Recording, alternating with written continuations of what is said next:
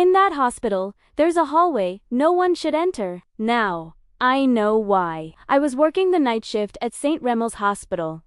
An old building with peeling paint, flickering fluorescent lights, and silence that pressed against the walls. The hospital was nearly empty that night. Just a few patients sleeping, the distant hum of ventilators, and my footsteps echoing against the linoleum floor. Before my shift started, the security guard, a man named Harris, who had been working there for 20 years, stopped me near the staff lounge. He leaned in close and said, "Listen, if you hear anything coming from the back corridor tonight, ignore it. Don't go there. Don't even look down that hallway." I laughed nervously, thinking it was just a joke to scare the new night nurse, but his face stayed stone cold. "I'm serious," he whispered. "The last time someone went in there, we never saw them come back out." His words clung to me all night. Hours passed. Midnight came and went. The hospital grew unnervingly still, the kind of stillness where every sound becomes deafening. The beep of a heart monitor, the ticking of a clock, the faint hiss of air through the vents. Then, I heard it. The unmistakable creak of wheels rolling across the floor, slow, uneven, like an old wheelchair. I froze. There were no patients in wheelchairs on this floor. No one was supposed to be moving around this late. The sound rolled past the nurses' station, echoing down the hallway toward the very place Harris had warned me about. The back corridor. I peeked around the corner, and my blood ran cold. The wheelchair was moving by itself. Its wheels squealed softly as it rolled down the hall, as though guided by invisible hands.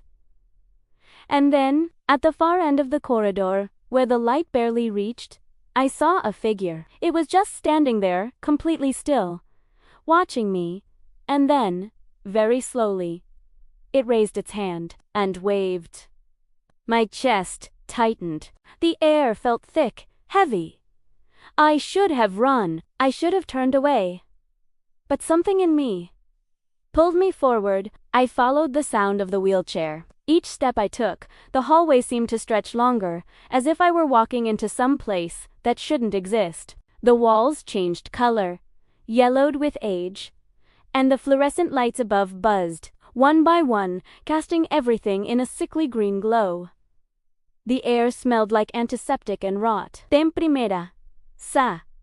W-it. The wheelchair had stopped, right in the middle of the hallway.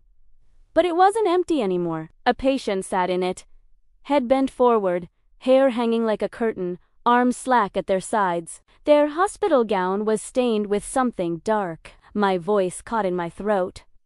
"Sir, are you okay?" The figure's head snapped up, too fast to be human, and I saw its face. Its skin was gray and sagging, its eyes hollow but burning with something alive.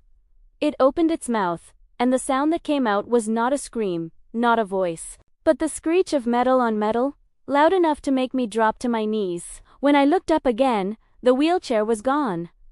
The hallway was empty, and then I realized I was no longer in the hospital I knew.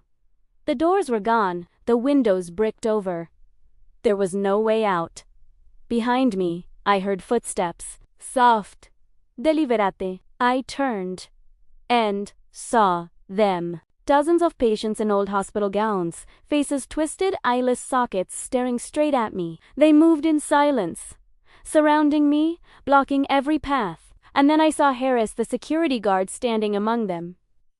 But he wasn't alive. His jaw hung open, and his eyes rolled back, black as tar. He raised one hand and pointed toward a single door at the very end of the corridor. I felt my legs move on their own, dragging me toward it. When I touched the handle, the lights exploded, plunging everything into darkness. The last thing I heard was the sound of the wheelchair rolling again, right behind me, and then I woke up, back at the nurse's station.